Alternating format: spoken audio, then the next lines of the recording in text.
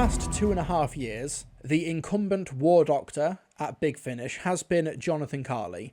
From Forged in Fire, Warbringer, Battlegrounds, He Who Fights with Monsters and Comrades in Arms, we have been blessed with some absolutely terrific War Doctor, Time War, Big Finish Doctor Who stories. Like top tier Big Finish, top tier Doctor Who. I love almost every single one of the stories over the course of this range. In The Warbringer, in a story called Consequences by Timothy X Attack, we were introduced to Case, played by Aja Awad, who is a half-human, half-cyborg, half-Dalek berserker creature who kind of became a surrogate companion of the War Doctor for that story. And they decided to bring her back as a long-running War Doctor potential pseudo-companion in the last box set, Comrades in Arms. And following on from the events of Comrades in Arms, we've got Enemy Mine, which picks up where Comrades in Arms left off, where the ending of Comrades in Arms left Case abandoned by the War Doctor and the Daleks and was presumed dead. However, because this is Big Finish, no character is ever truly dead, so Case is actually now working as an agent for the Daleks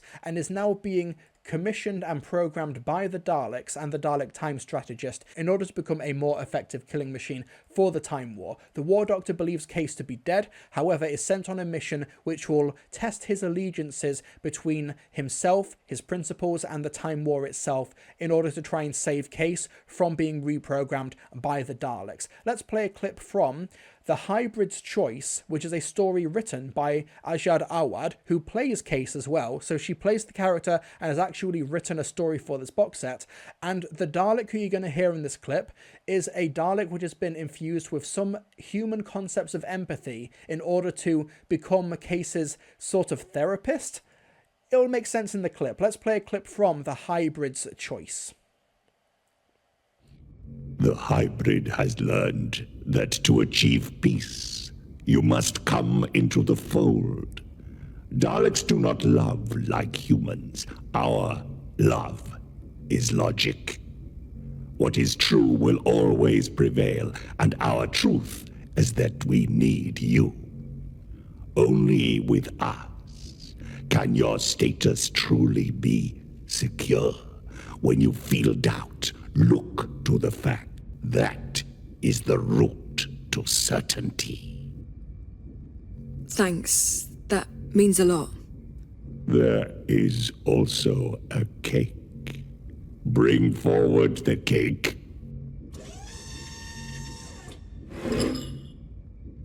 Now, eat it. A cake? Amazing. What kind? Synthesized eggs, flour, sucrose, milk. You are being reborn. It is a human tradition. Cool. For your first mission, you will entirely annihilate Tenacity 4. What's that? A Time Lord outpost for training, communication, and weapon development. You will make landfall with a Dalek squadron, but it is you who will bring your gift of death to the tyrants of Gallifrey. You will obliterate their stronghold. Yeah, obliterate. Do you have any objection to this task? Nope.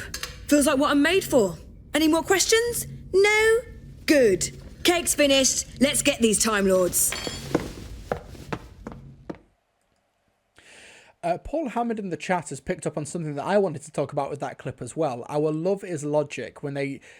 the parallels between facts don't care about your feelings, or the amount of times I've seen like Daily Wire writers and like other fascists like Ben Shapiro being like, oh no, we don't care about feelings, or we don't care, we just care about being right, we care about truth, and then they go on to say something that's demonstrably untrue, but I repeat myself.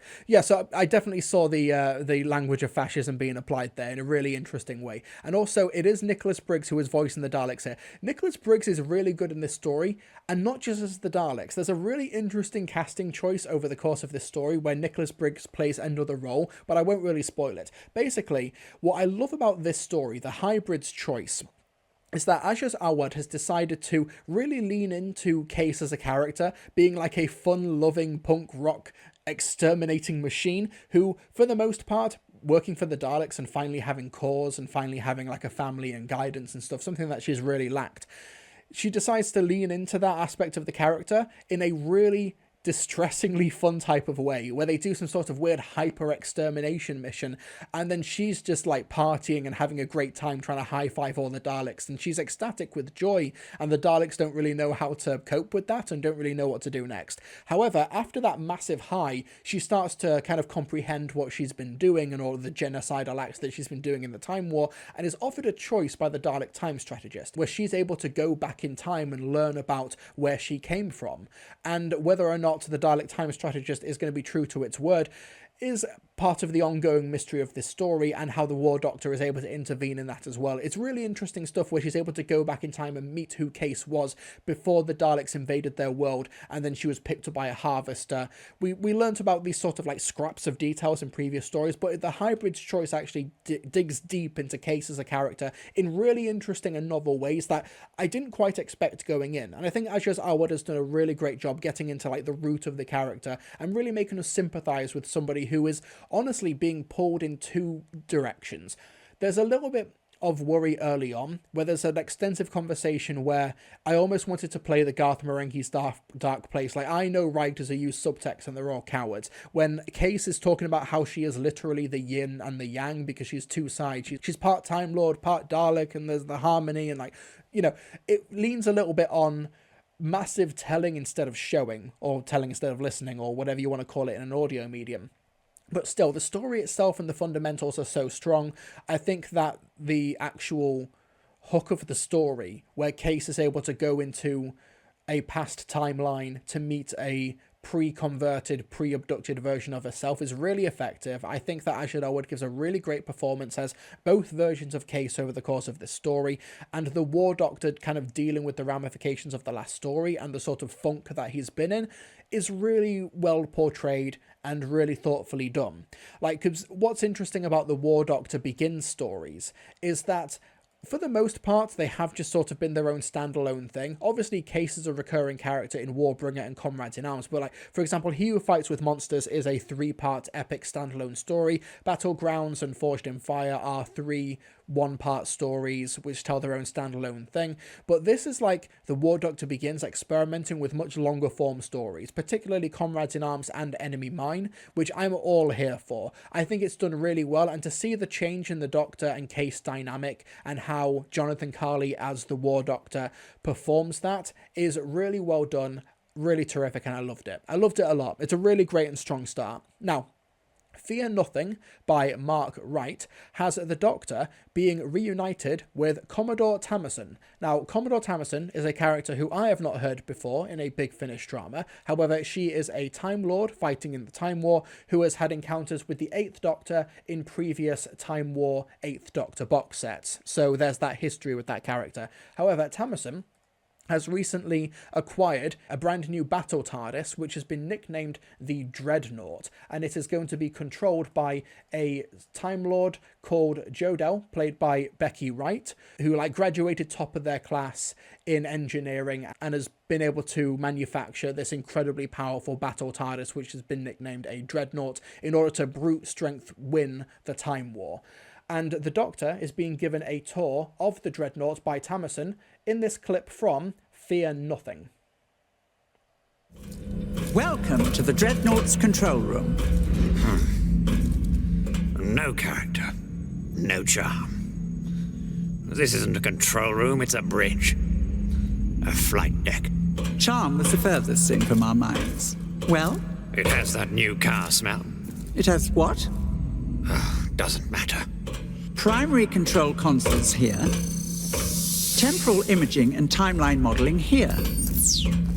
Matrix and Eye of Harmony interfaces ranged aft, weapons consoles and engineering to left to, port and starboard. From here, you'll be able to access real-time tactical data from every front, every theater of the Time War. Like so.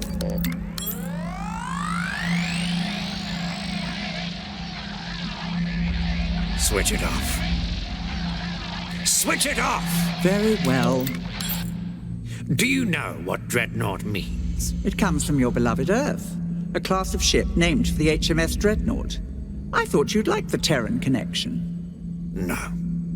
The true meaning. Enlighten me. Dread naught. To literally fear nothing. They may call me the Doctor of War, Warbringer, the oncoming storm. But there's one thing this war has taught me. What's that? I fear everything. God, Jonathan Carley's so good. Like, I know that he is obviously a super gifted impressionist, but the reason these War Doctor Begins box set work as well as they do is because he is such a phenomenally gifted voice actor. Like, real presence and conviction to the lines. I also loved that clip at the beginning when he's like, oh, new car smell. And the Commodore's like, what? Like, he tries to have these moments of, like, doctorly humour. He's like, oh yeah, this is a line that the Doctor would say. And then it's just completely shot down. And it's just not appreciated by Tamison in that scene. And it just boots him back to reality, and then he goes to the pontificating. Really terrific stuff. And, you know, Mark Wright, who writes Fear Nothing, has basically penned a Doctor Who episode that's based off of Die Hard. Now, I think that Fear Nothing is a very good story. I wouldn't put it as like peak War Doctor Begins, but I will say that Fear Nothing is a vital chapter for this particular story arc with the War Doctor in Case, because even though it's not like a massive status quo defining story, even though the emotions aren't super heightened, even though it's not like a 10 out of 10 banger or whatever, it's a vital chapter because it shows like the experience of being in the Time War. This honestly feels like a day in the life of the War Doctor that happens to also involve Case. But what we've got with Fear Nothing is a story where Case has been dispatched by the Dalek Time Strategist in order to stop the new Dreadnought, in order to stop the new Time War weaponry.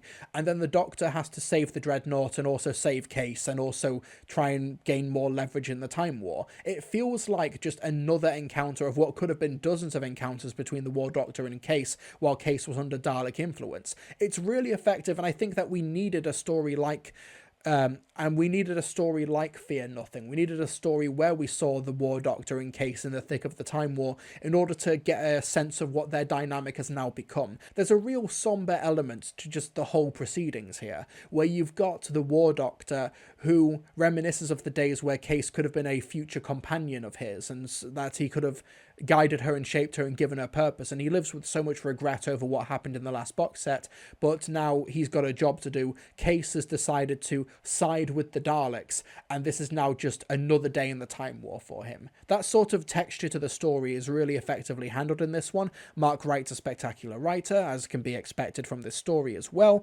Great dialogue, great performances across the board. I think that Becky Wright is terrific, as well as Jodo, who's sort of the engineer of the Dreadnought, and Case has a great dynamic with her. I say great, it's a very intimidating dynamic between Case and Jodo over the course of the story.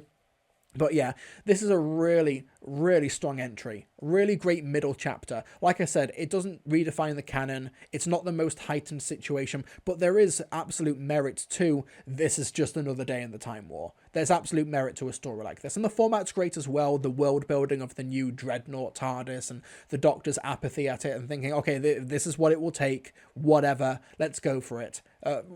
We'll try and get this war over with as soon as possible. I've already lost Case. I don't really have that much more to live for. I'm not the Doctor anymore. However, he's going to get a bit more perspective in the final story, which at time of recording this appears to be the finale of the War Doctor Begins range, Exit Strategy by Matt Fitton. So Case is now firmly working with the Daleks. There is no way that she's going to be able to be deviating from her current allegiance right now. So the War Doctor is doing all that he can. However, the Dalek Time Strategist is having a bit of dissent amongst his other Daleks to try and convince them that Case is a valuable and viable weapon in the Time War. We get a few scenes in this story, Exit Strategy, with the Dalek Emperor, which I love to hear in these stories, getting his perspective on the Time War as well. But the War Doctor makes friends with another Time Lord called the Nurse, played by David Monteith, who is basically working at an outpost, who is treating injured Time Lords and also injured Daleks as well in the conflict. He has been so enamored with the Doctor that the Nurse literally took a offshoot of the Doctor's name, because the Doctor, to be fair, isn't really using it anymore. However, he gets kidnapped by the Dalek time strategist in order to tend to Case, who, due to the exertion and the amount of missions that she's been on, is starting to emotionally and physically fall apart. So the nurse is tending to Case, and the Doctor is talking to the nurse via transmission. Let's play a clip from Exit Strategy. But you're just as bad. Casey's right. You planned this to use me when you gave me the upgrade. I admit I've not actually done that part yet. I have the component right here. I'll be delivering it to you back in the Cryneps sector as soon as I get out of this. Crossing personal timelines? That's not permitted. That's the beauty of a temporal battleground. Usual rules suspended. All's fair in love and time wars. What if you don't get out of this alive? Then we make even more of a mess of the timelines. I don't have long. I'm burrowing through multi-layered defenses, but the strategist's on my tail. You're coming here! I can't yet. I'm sorry. The Trojan's doing a job for me, though. Opening up the dome to outside agents. You need to keep Case under just long enough to... Bow! Damn it, I'm losing connection. Long enough to what? Doctor! Something's happening to my implant! What was that? You're awake. You shouldn't be awake. Your sensory systems are back online, but operating at limited function. You must have nudged some of my circuits back together. What's going on with the door? Doctor! Are you still there? I'm a doctor, but probably... Oh, hello again. It's you! How's that possible? You know this guy? Yes, we've met. How are you, Lieutenant Surgeon? Actually, people call me... The nurse. Now, let's make sure we're not disturbed, at least not till I've worked out where I am and what I'm doing. It's such a spectacular premise for a story. Matt Fitton has really outdone himself here, where the War Doctor needs to make sure that the nurse has got a piece of technology, so is able to play putty with the Time War and able to mess around with history in his own personal timeline because of the broken timeline or whatever, because it's the Time War, whatever. So essentially is able to get his previous incarnation to do the dirty work for him. Such a spectacular premise, and it is able to mean that we get the War Doctor and the Eighth Doctor in a story, and they do actually have some interactions with each other. I didn't play any of those clips because they're a bit later in the story and there's some spoilerific stuff in there, but the interactions between Jonathan Carley and Paul McGann are absolutely inspired. So terrific, where the Eighth Doctor doesn't really know who this mysterious gravelly voiced person is speaking on the intercoms, and the War Doctor is just so defeated, is just so accepting of Case's fate, and the Eighth Doctor is like, no, I'm going to try and help her, I'm going to try and rescue her. You've clearly given up hope, and the War Doctor's like, I'm sorry to disappoint you. And it's so heartbreaking, it's so good. And when you have this story where the War Doctor is able to look back at the cheery, optimistic person who is living up to the name that he has abandoned, there's some really wonderful interactions there. There's a really great line where the War Doctor is talking to Veclim, played by Beth Chalmers, and explains that he's pulling double shifts. And that's probably the best wordplay that I've heard from a Big Finish release in 2023. Matt Fitton's got such a great script, but also one with real pathos, one with real humanity and heart, that gives Case a really, really wonderful ending. And it does seem to be a definitive full stop on Case's story, and the way it manifests and the way it unfolds and how the Eighth Doctor plays into it is wonderful. It's a wonderful story. And I also think that I want more War Doctor stories because I'm a bit selfish like that. But if this is the ending of the War Doctor as portrayed by Jonathan Carley, unless they decide to rebrand the range, like, I don't know, the War Doctor Fights or the War Doctor Reigns or the War Doctor Rises or whatever, I'd be happy with this being the finale of this stage of this Doctor's life. Honestly, it's such a wonderful coda as well. A really heartbreaking story that features the Doctor who gave up his name and the Doctor who's trying his best to help in a situation that seems hopeless, aka the Time War. It's really great. Paul McGann's terrific as well. Jonathan Carley is amazing. Ajit Awad is great as Case as well. This is like a wonderful pseudo companion for the War Doctor, but they can't ever be friends or ever work because they're in the Time War. It's a perfect companion for the War Doctor, thematically. I'm so glad that Matt Fitton and the folks over at Big Finish and all of these writers, Ajad Elwood and Mark Wright, have been able to really lean into just how depressing it is to be the War Doctor. Jonathan Carley leads the charge on this spectacular box set. One of my favourite box sets of 2023. This is definitely like top 5 material as well. Enemy Mine is superb from start to finish. Genuinely a wonderful, what could be finale for the War Doctor Begins range. But if this is the finale, I'm incredibly grateful for all 6 of these box sets, which have been terrific and top tier. Terrific stuff. Enemy Mine, wonderful finale. Superb. No notes.